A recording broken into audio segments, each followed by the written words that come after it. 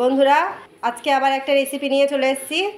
এটা নাম হলো করলা ভাজা রেসিপি। তা কীভাবে বানায় আপনারা পুরোটাই দেখতে থাকুন। এই যে বন্ধুরা, করলা ভাজার জন্য করলাটা গোল গোল করে প্রথমে কেটে নিয়েছি, বীজগুলো সব ফেলে দিয়েছি, দিয়ে ধুয়ে পরিষ্কার করে নিয়েছি। এবার এর মধ্যে কিছু মশলা মাখিয়ে নেব।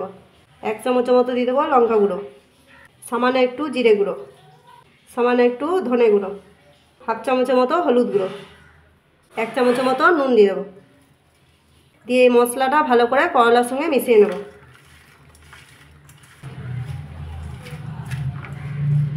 এক চামচের মতো বেসন দিয়ে দেবো আর 1.5 চামচের মতো চালের গুঁড়ো। এটা দিয়ে ভালো করে মিশিয়ে নেব।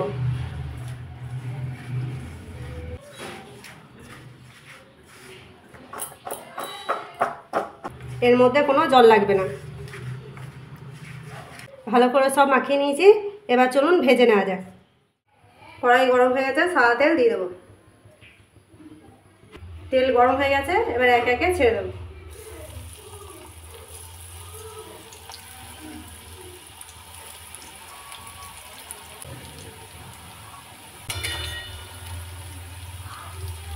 একটু হালকা করে ছড়িয়ে দিচ্ছি।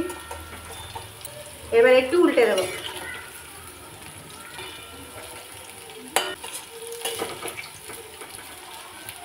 এইভাবে ভেজে একবার দেখবেন, খেতে খুব ভালো লাগে, তিতো খুব একটা লাগে না। করলাগুলো ভাজা হয়ে গেছে, এবার তুলে নেব।